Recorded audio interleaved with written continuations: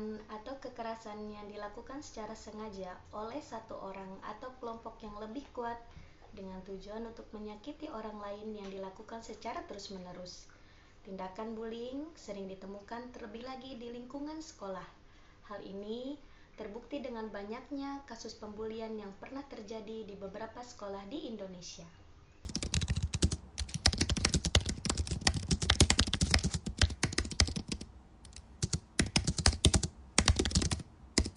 Menurut data yang dihimpun oleh Komisi Perlindungan Anak Indonesia atau KPAI dan Federasi Serikat Guru Indonesia, kasus bullying masih menjadi teror bagi anak-anak di lingkungan sekolah.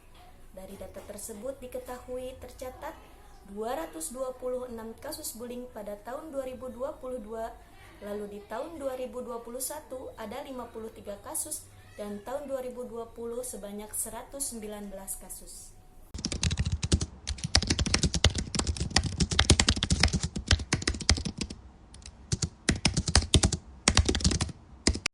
Dampak negatif dari bullying terhadap korban bisa menyebabkan berbagai macam gangguan mental maupun fisik. Yang pertama, memicu masalah mental seperti gangguan kecemasan, depresi, hingga post-traumatic dan stress disorder. Yang kedua, gangguan tidur, di mana kondisi ketika tubuh menjadi sangat waspada sehingga mengganggu keseimbangan siklus tidur dan terjaga. Tiga, penurunan prestasi. Anak yang mengalami bullying biasanya akan kesulitan untuk memusatkan fokus dan konsentrasinya saat sedang belajar. Bahkan, korban kerap merasa enggan untuk pergi ke sekolah. Yang keempat, memicu pikiran untuk balas dendam.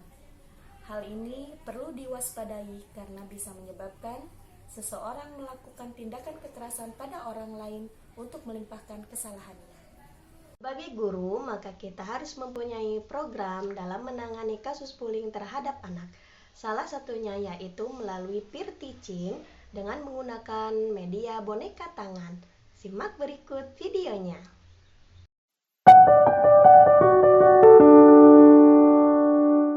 Assalamualaikum, hai teman-teman, bagaimana kabarnya hari ini? Semoga teman-teman semuanya dalam keadaan sehat ya. Oke, hari ini Bu Guru mau bercerita tentang Kimo. Kimo adalah teman kita di kelas. Kimo tapi suka terlihat murung dan juga sedih. Kira-kira apa yang terjadi sama Kimo ya? Yuk kita tanya sama Kimo. Kimo, Bu Guru suka lihat kalau Kimo di dalam kelas itu suka menyendiri dan murung. Kenapa Kimo tidak bermain bersama teman-teman?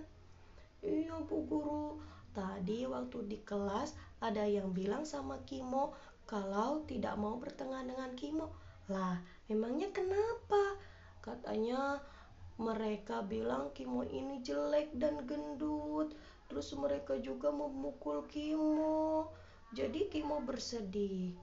Wah, anak-anak Bu Guru yang soleh dan soleha, tidak boleh begitu ya. Ternyata perbuatan yang seperti itu bisa menyakiti dan membuat teman kita sedih. Berarti kita tidak boleh saling menyakiti ya.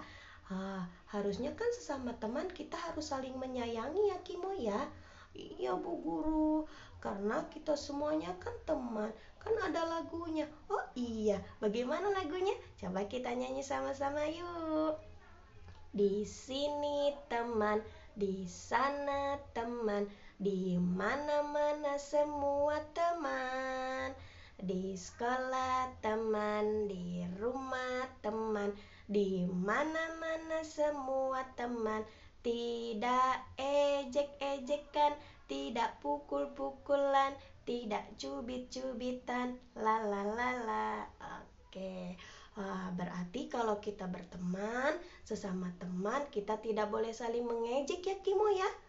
Terus kita tidak boleh saling meledek atau saling mencubit atau memukul, karena itu bisa menyebabkan teman kita menjadi sakit dan juga tentunya sedih.